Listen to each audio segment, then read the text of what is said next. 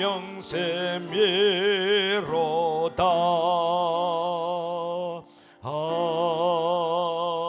아멘. 하나님께서 오늘 우리에게 주시는 말씀은 베드로전서 1장 22절부터 25절까지 신약성경 378쪽입니다. 자, 베드로전서 1장 22절부터 25절까지 우리 다 같이 함께 읽도록 합니다. 시작. 너희가 진리를 순종함으로 너희 영혼을 깨끗하게 하여 거짓이 없이 형제를 사랑하게 이르렀으니 마음으로 뜨겁게 서로 사랑하라. 너희가 거듭난 것은 썩어질 씨로 된 것이 아니요 썩지 아니할 씨로 된 것이니 살아있고 항상 있는 하나님의 말씀으로 되었느니라. 그러므로 모든 육체는 풀과 같고 그 모든 영광은 풀의 꽃과 같으니 풀은 마르고 꽃은 떨어지되 오직 주의 말씀은 세세토록 있도다 하였으니 너에게 전한 복음이 곧 이 말씀이니라. 아멘.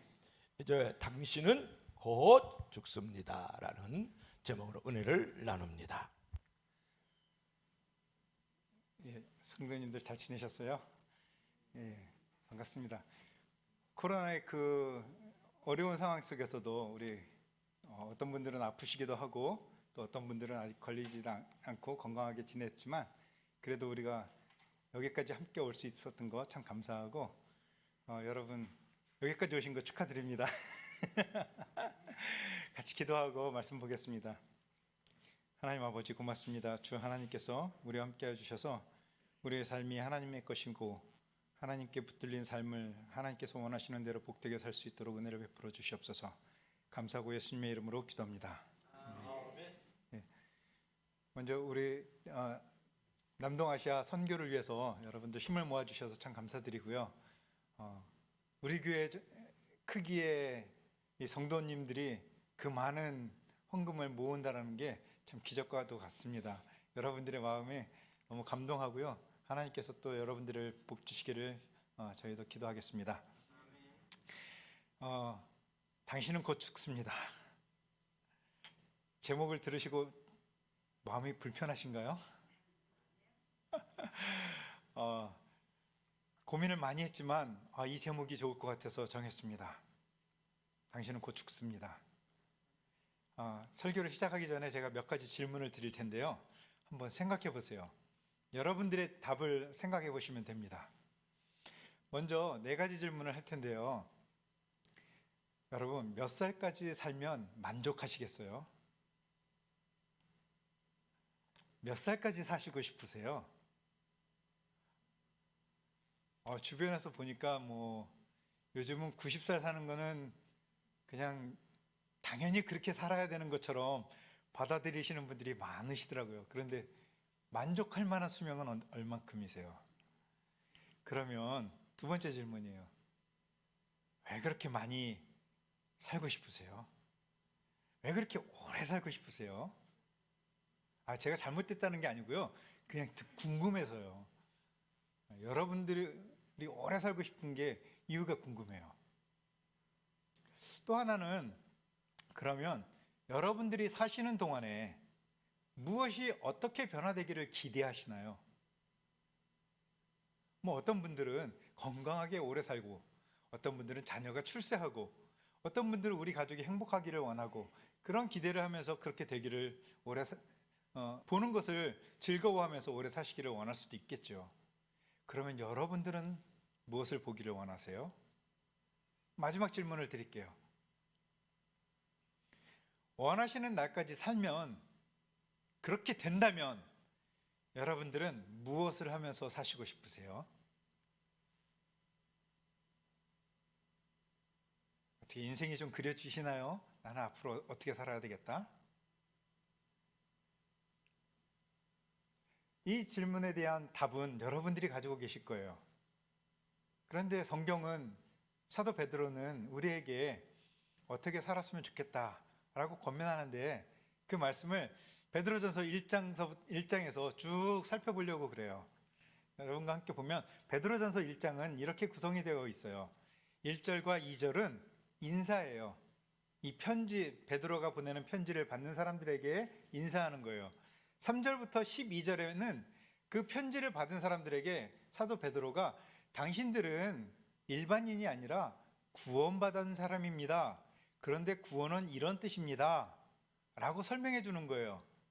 그리고 나서 13절부터 25절까지 끝에까지, 그리고 더 나아가서는 2장 12절까지는 자, 그러면 구원받은 성도들은 어떻게 살면 좋을까요? 하면서 베드로가 구원받은 사람이라면 마땅하게 이렇게 살아야 됩니다. 라고 소개하는 글이에요. 자, 그래서 오늘은 먼저 1절 한번 같이 볼까요? 인사하는 부분인데요. 같이 읽겠습니다. 시작. 베드로는 고향을 떠나서 본도, 갈라디아, 갑바도기아, 아시아, 비두니아에 흩어져 살고 있는 하나님의 선택된 백성에게 이 편지를 씁니다. 네. 이 편지를 받는 사람들은 누구죠? 네, 하나님의 백성인데, 하나님의 백성이에요. 그 사람들은 선택받은 사람들이에요. 그죠? 그냥 된 게 아니라 하나님의 선택에서.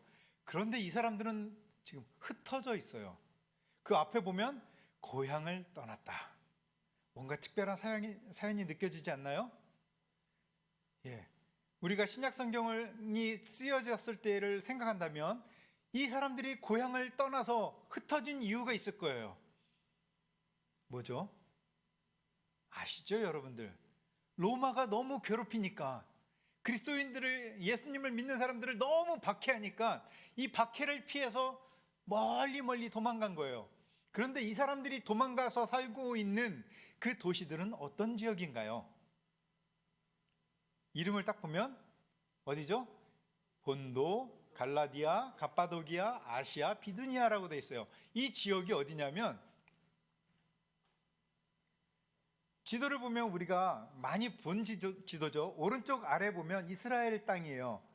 오른쪽 아래에서 쭉 북쪽으로 올라가서 왼쪽으로 쭉 가면 우리 신선생님이 사역하고 있는 터키 땅이에요. 그리고 저 왼쪽에 지금 이탈리아 땅이 보이죠. 그러면 사도 바울은 어디를 다녔냐면, 이렇게 빨간색으로 표시된 지역 안에서 사도 바울이 주로 전도하러 다녔던 곳이에요. 사도 바울이 전도하러 다녔던 곳은 어디냐면 주로 대도시, 그리고 사람이 많이 모이는 곳, 그리고 상업이 발전된 곳, 그리고 그 당시에 교역의 중심지, 도로가 잘 발달된 곳이에요. 사도 바울은 전략적으로 그런 곳을 다니면서 복음을 전했어요. 그런데 지금 베드로가 편지를 보내고 있는 사람들이 사는 곳은 어디냐면 저 위에 본도, 그리고 그 밑에 갈라디아, 그리고 저 오른쪽에 갑바도기아, 그리고 중앙에 있는 아시아, 또 하나는 저 위쪽에 비두니아라는 지역에 있는 사람들에게 편지를 썼어요. 자, 그러면 궁금하지 않습니까? 바울은 대도시, 사람들이 많이 몰려있고 상업이 발달되고 사람들이 살기 좋은 곳에서 복음을 전했는데, 지금 이 사람들은 왜 저 외진 곳에 가서 있을까요? 바울이 살던 때보다 더 뒤에 지금 이 편지가 쓰여졌거든요. 그 말은 박해가 더 심해진 거예요. 그래서 사람들이 있는 곳에서 살기 어려워서 더 광야로, 더 멀리, 더 외진 곳으로 나간 거죠. 여러분들이 갑바도기아라는 곳을 인터넷으로 검색하면 사막과 광야라는 것을 알 수 있을 거예요. 사람들의 눈을 피해서 더 멀리 가야 했던 이 사람들, 그 삶이 괴로웠을까요? 해피했을까요? 행복했을까요? 당연히 힘들었을 거예요. 조금 더 어려웠을 거고요. 고통 가운데 있었을 거예요. 그럼에도 불구하고 사도 베드로는 이 사람들에게 찬양해라 라고 이야기를 해요. 왜냐하면 그 이야기가 3절부터 나와요. 3절부터 무엇이 나오냐면 구원받았다. 당신들은 구원받았다. 구원받은 것을 세 가지 관점에서 다시 한번 보여주는데요. 이렇게 보여주고 있어요. 미래적인 관점에서 우리의 구원을 보고, 현재의 관점에서 우리의 구원을 보고, 또 성경을 예언했던 예언자들의 관점에서 우리의 구원을 보면서 당신들이 구원받은 것이 얼마나 놀라운 일인지 소개를 해주고 있어요. 먼저 미래적인 관점은 3절에서 4절에 보면 나와요. 우리는 구원을 받았는데 이 구원은 하늘나라에 간직되어 있는 것입니다. 하늘나라에 가면 그 구원이 너무너무 확실하다는 것을 알 수 있을 것입니다 라고 이야기를 해요. 그리고 두 번째 5절에서 9절에 보면 그러나 여러분들이 구원받은 것이 너무너무 확실하고 여러분들은 하늘나라에 갈 것이 너무너무 확실하지만 이 세상에 살아가는 그것은 고통입니다.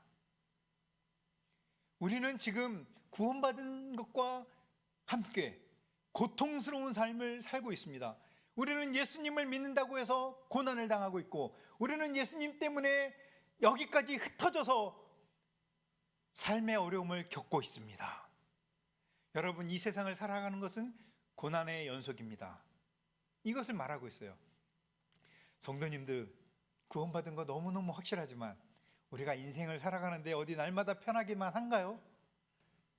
편한 날보다는 아마 한숨이 더 많을 것 같아요. 그것이 현실이지만 그럼에도 불구하고 세 번째 관점을 사도 베드로는 10절부터 12절에 이야기해 주고 있습니다. 뭐냐면 여러분의 구원이 너무너무 확실하고 여러분이 여기서 고난을 당하고 있지만 이 고난 당하는 것이 여러분의 구원을 흔들 수가 없습니다. 왜냐하면 우리 이 성경을 썼던 사람들, 그리고 지금까지 선지자들, 예언자들이 우리에게 가르쳐 준 것이 무엇입니까? 현재 당하는 고난은 장차 올 것과 비교할 수 없다는 것입니다. 여러분, 고난을 받지만 우리 미래에는 영광이 기다리고 있습니다. 이것을 예언자들이 보고 가르쳐 줬다는 거예요. 이 예언자들은 성경을 연구하고 기도하고 아주 열심히 살펴보니까 구원받는다는 것은 그냥 받는 게 아니라 이 땅에서는 고난이구나. 그리고 고난이 끝나면 영원한 구원을 받는 것이구나. 이것을 알게 되었고 그것을 우리에게 전달해 줬습니다. 이것이 12절의 말씀입니다. 종합해 보면 이렇습니다. 여러분, 우리는 예수님을 믿음으로 인해서 구원을 받았습니다.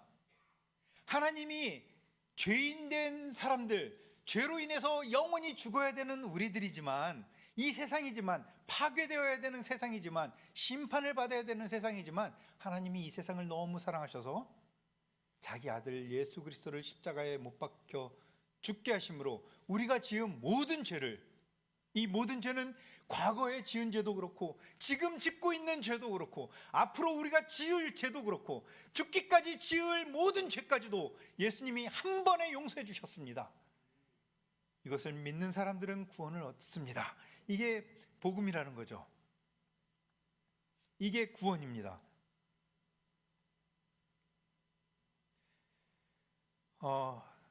그러고 나서 베드로가 소개하는 것이 있어요. 그렇게 구원받은 사람들은 어떻게 살아야 될까요? 여러분, 어떻게 살아야 될까요? 흩어져 있는 사람들, 로마의 핍박을 피해서 도망간 사람들, 광야에서 가난하게 사는 사람들, 편안하지 않은 삶을 사는 사람들에게 사도 베드로는 이렇게 말하고 있습니다.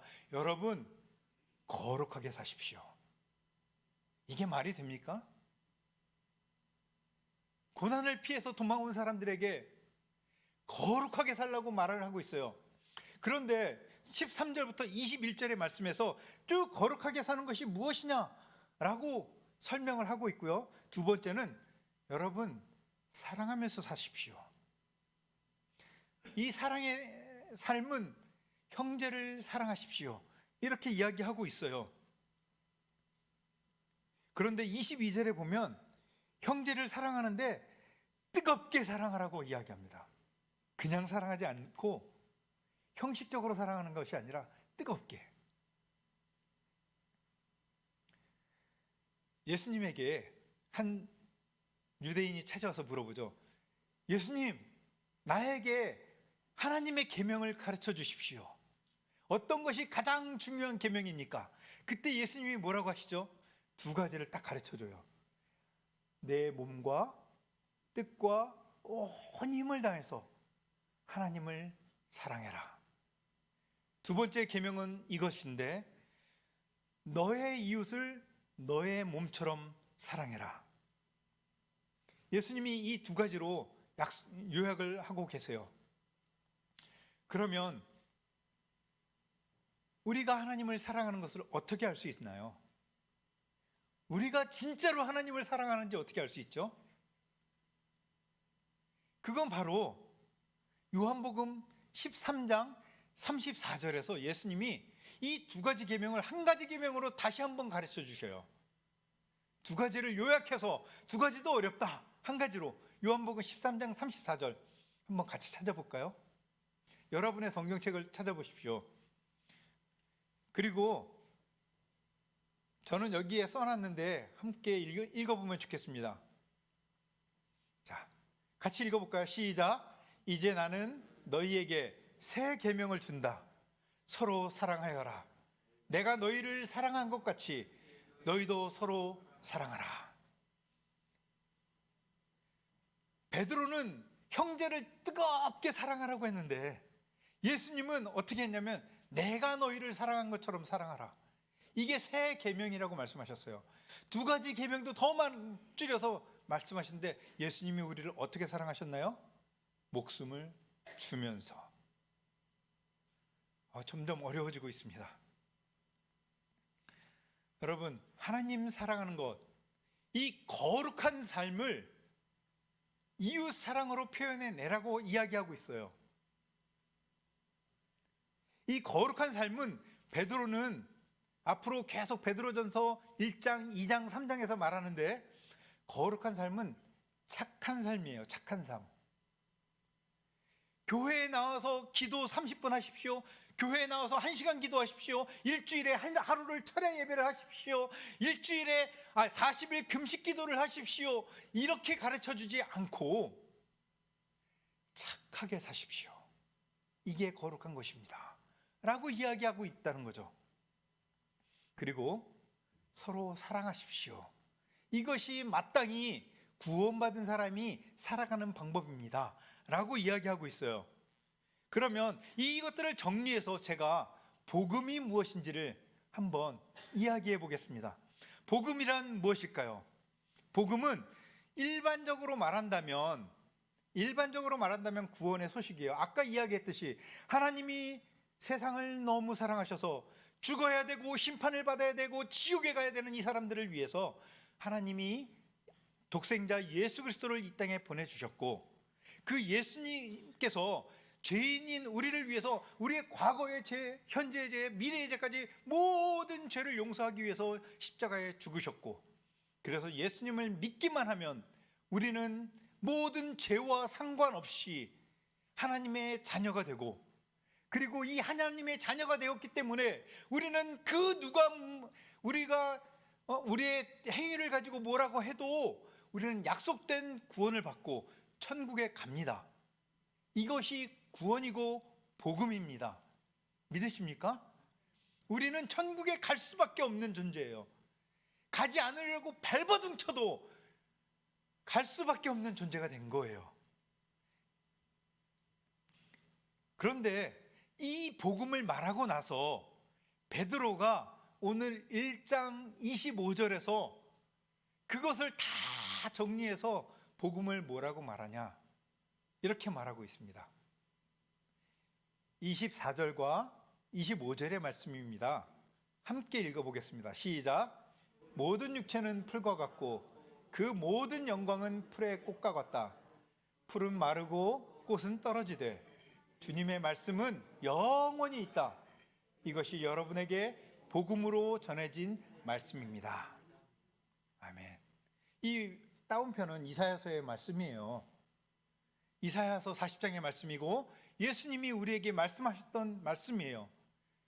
하나님이 말합니다. 이사야가 말합니다. 예수님이 말합니다. 모든 육체는 풀의 꽃과 같고 모든 영광은 풀의 꽃과 같다. 풀은 마르고 떨어지지만 하나님의 말씀은 영원히 있다.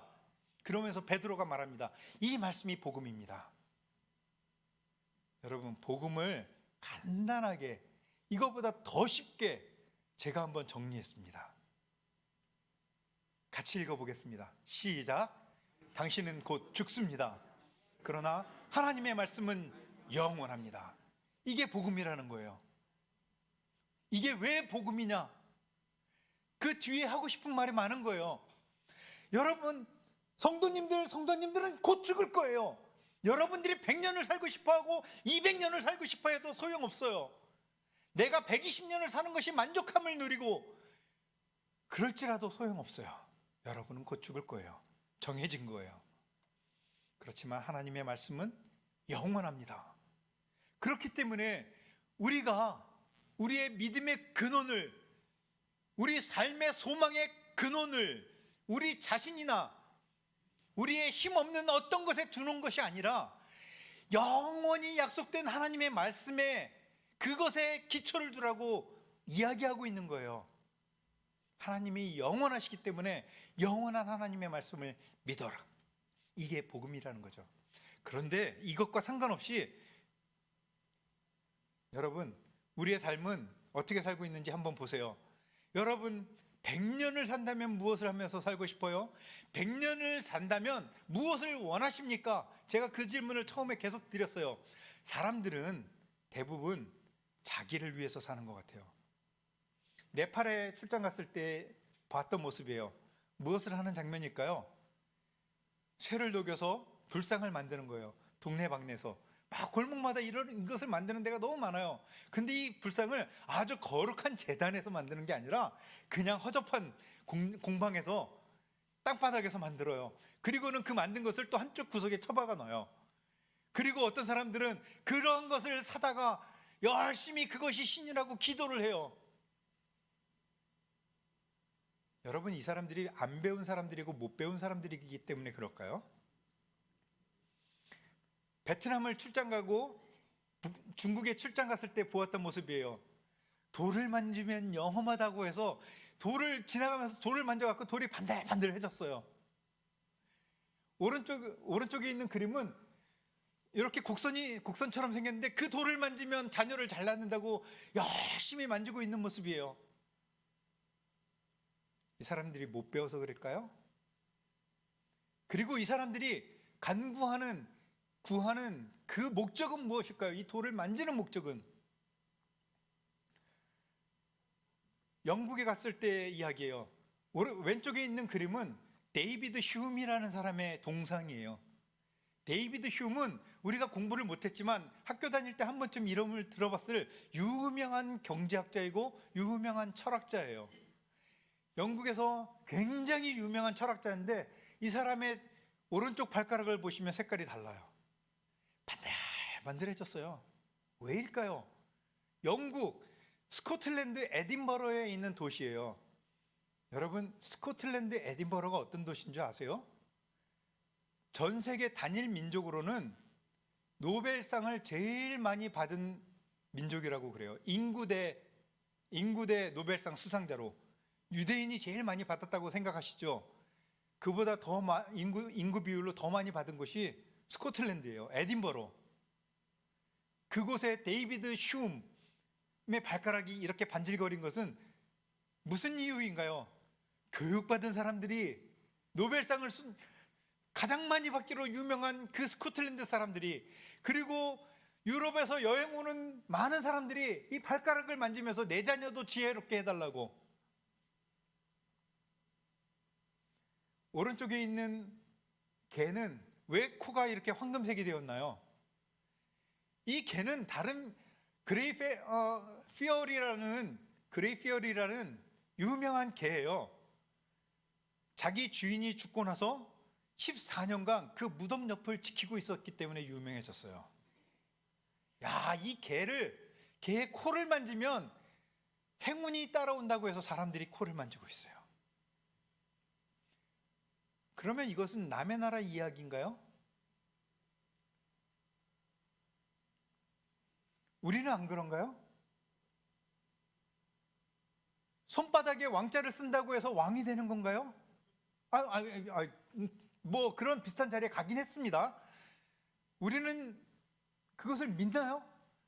돌탑을 쌓으면 행운이 오기 때문에 우리는 산에 갈 때마다 돌을 쌓나요? 왜 그래요, 여러분들? 많은 사람들이 돌을 쌓잖아요. 한국 사람들도 돌을 쌓아요. 그러면 절에 가면 기와장에다가 저렇게 자기의 소원을 써놔요. 그리고 기와를 한 장 사서 절에 기와장을 올려요. 여러분 혹시 관심 있게 무엇이라고 썼는지 글을 읽어보신 적이 있나요? 저는 이런 거 보면 관심 있게 봐요.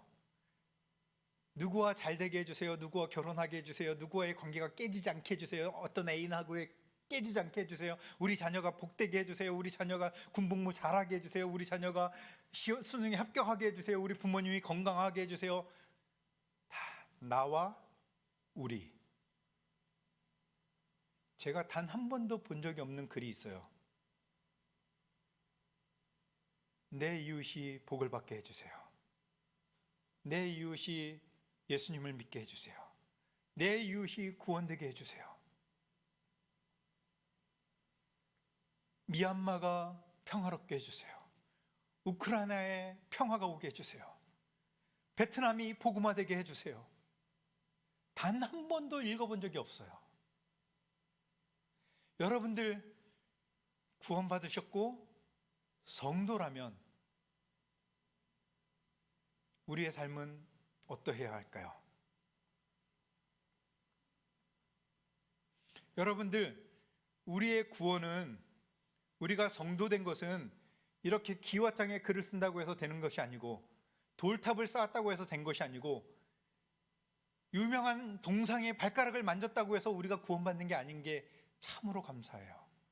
베드로전서 1장 18절과 19절을 함께 읽어보겠습니다. 찾아서 성경을 보세요. 여러분들 성경을 찾아보면 18절과 19절입니다. 함께 읽겠습니다. 시작. 너희가 알거니와 너희 조상이 물려준 헛된 행실에서 대속함을 받은 것은 은이나 금같이 없어질 것으로 된 것이 아니고 오직 흠없고 점없는 어린 양 같은 그리스도의 보배로운 피로 된 것이다. 아멘. 여러분, 우리의 구원은 아무도 흔들 수 없는, 그리고 한 번 있다가 없어지는, 사람이 툭 건들면 무너질 저런 돌탑이 아니라 영원하신 예수 그리스도의 보혈에 근거한 구원입니다. 그러면 성도님들의 삶은 어떠해야 될까요? 이제는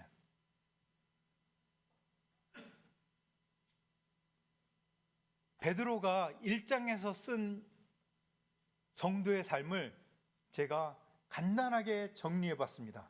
함께 읽겠습니다. 시작. 너희는 죽는다. 그러나 이미 구원을 받았다. 그리고 구원받은 유산은 곧 하늘나라에서 받을 것이다. 그러나 지금 이 세상에서는 고통을 당할 것이다. 하지만 그 고통의 끝에는 지금 당하는 고난과는 비교도 할 수 없는 큰 영광이 기다리고 있다. 그러므로 고난당하는 성도여, 기뻐하라, 거룩하라, 그리고 서로 사랑하라. 제가 하나 빠뜨린 게 있는데 찬양하라. 베드로가 썼던 이야기입니다. 찬양하라.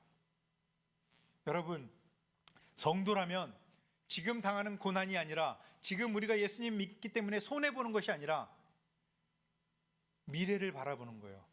지금 베드로가 말하는 것은 예수 그리스도를 믿는 사람들은 선하게 거룩하게 살라고 했어요. 이웃을 사랑하라고 이야기했어요.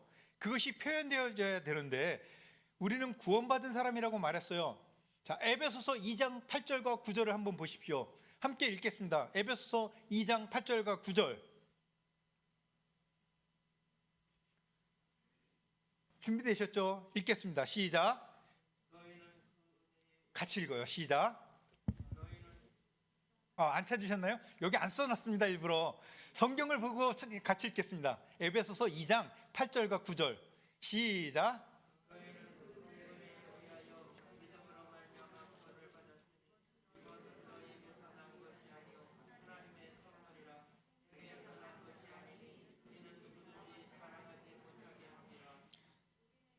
네, 조금 더 쉽게 제가 한번 빨리 읽어볼게요. 여러분은 믿음을 통해서 은혜로 구원을 얻었습니다. 이것은 여러분에게서 난 것이 아니고 하나님의 선물입니다. 여러분, 우리가 믿는 그것은 하나님의 선물이래요. 행위에서 난 것이 아니기 때문에 우리가 구원받은 것을 자랑할 수는 없습니다. 그러면서 바울은 이야기합니다. 우리가 받고 싶거나 뺏어서 된 구원이 아니기 때문에 이것은 자랑할 수 없습니다. 근데 바울이 말하고 싶어 하는 것은 거기서 끝나는 것이 아닙니다. 10절을 넘어가 보세요. 10절. 10절을 함께 읽겠습니다. 시작.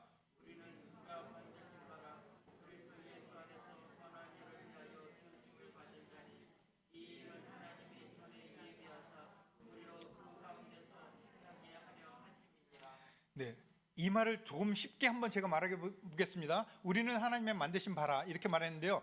이것을 쉽게 말하면 우리는 하나님의 작품입니다. 작품. 하나님이 만든 작품이래요. 이게 진짜 번역이에요. 영어로는 마스터피스라고 되어 있어요. 마스터피스. 하나님이 만드신 작품. 그러면 이 하나님의 만드신 작품답게 그 걸작품이라고 했는데 걸작품답게 살아가십시오. 이렇게 말하는 거예요, 지금. 그 걸작품답게 살아가는 게 뭐냐면 착하게 살아가십시오. 여러분, 베드로가 말하고 싶은 거나 바울이 말하고 싶은 건 그거예요. 우리는 구원받은 성도입니다. 그러면 성도면 성도답게 사십시오. 어떤 게 성도답게 사는 거냐면 착하게 사는 것입니다. 베드로전서 우리가 성경을 펴놨죠. 2장 9절을 한번 다시 보겠습니다. 2장 9절. 베드로전서 2장 9절. 시작. 베드로전서 2장 9절이에요. 시작. 그러나 너희는 택한 족속이요 왕 같은 제사장이요 거룩한 나라요 그의 소유가 된 백성이니 이는 너희를 어두운 데서 불러내어 그의 기이한 빛에 들어가게 하신 이의 아름다운 덕을 선포하게 하려 하심이라. 성경을 읽으면 앞에 은혜로운 것 외에 결론까지도 가야 되죠. 너는 택한 족속이요 왕 같은 제사장이니. 거기서 끝나면 안 돼요. 그 뒤에 이야기가 뭐예요? 우리를 그렇게 왕같이 만들어주신 하나님의 아름다운 덕을 선포하라고. 이것을 쉬운 말로 말하면 선전하라고, 광고하라는 얘기예요. 우리의 삶으로.